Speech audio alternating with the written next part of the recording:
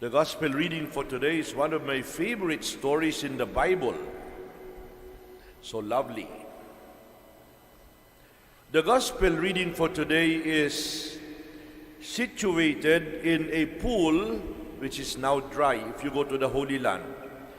It is situated in a pool that is known as the pool of Bethesda.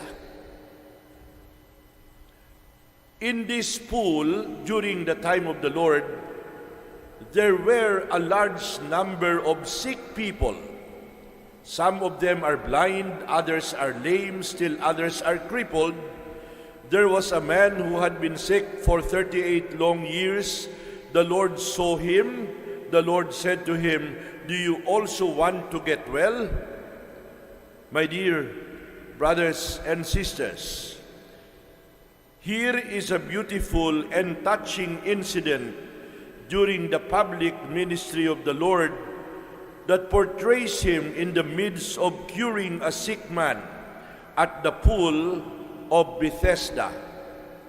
This is another incident during which the Lord performs his Sabbath day cures, which upset and scandalized and angered the Pharisees who saw Jesus and what he did.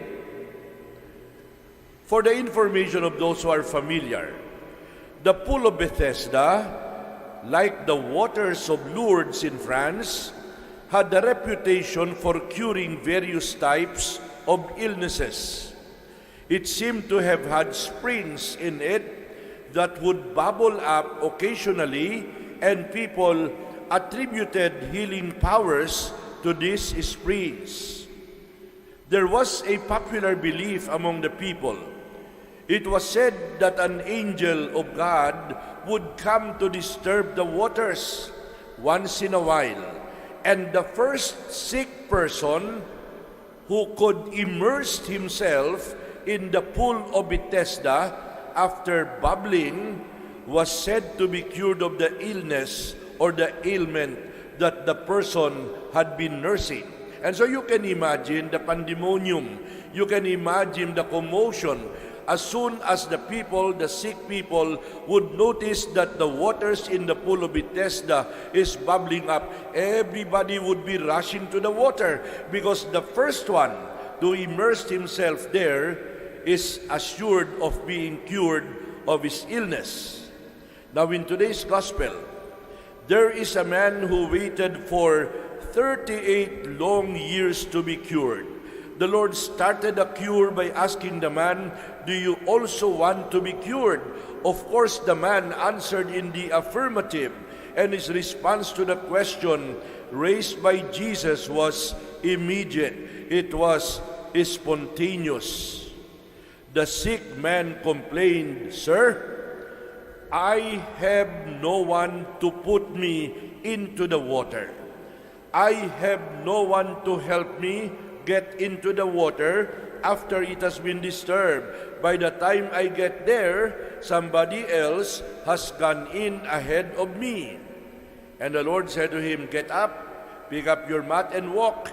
The man got up and he walked. He was cured. What Jesus was telling the man who said, "I have no one," was, you do not need anyone to help you.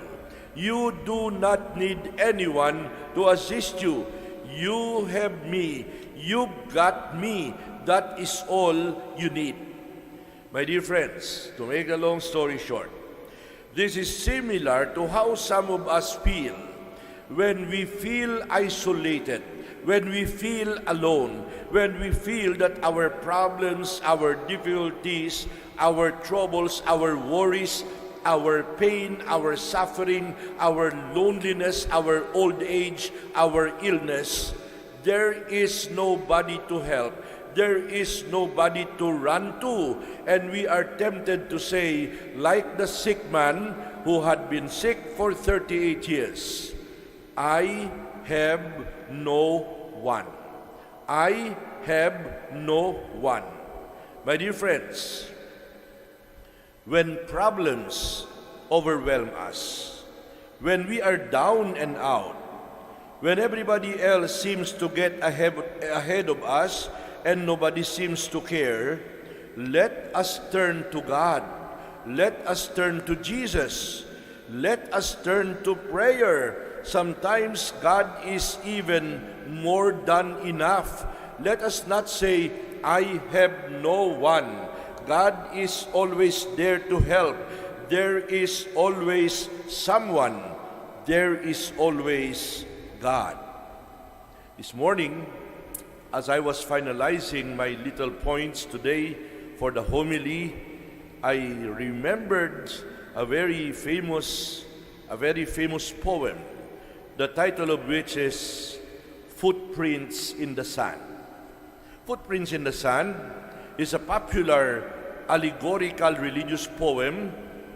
It describes a person who sees two pairs of footprints in the sand, one of which belonged to God and another belonged to himself. At some point, the two pairs of footprints dwindle to one, and it is explained that this is where God carried the protagonist.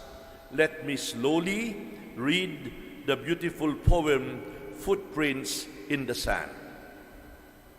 One night, a man had a dream.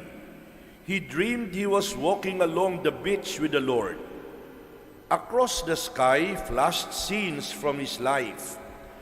For each scene, he noticed two set of footprints in the sand, one belonging to him, the other belonging to the Lord.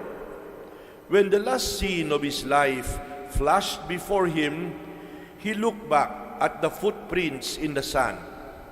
He noticed that many times along the path of his life, there was only one set of footprints. He also noticed that it happened at the very lowest and saddest times in his life. And this really bothered him, and he questioned the Lord about it. Lord, you said that once I decided to follow you, you'd walk with me all the way. But I have noticed that during the most troublesome times in my life, there is only one set of footprints. I do not understand why. When I needed you most, you were not there. But the Lord replied, my son, my precious child, I love you and I would never leave you. During your times of trial and suffering, when you see only one set of footprints, it was then that I carried you. My dear friends, let us not say, I have no one. You have someone, and that someone is God. Amen.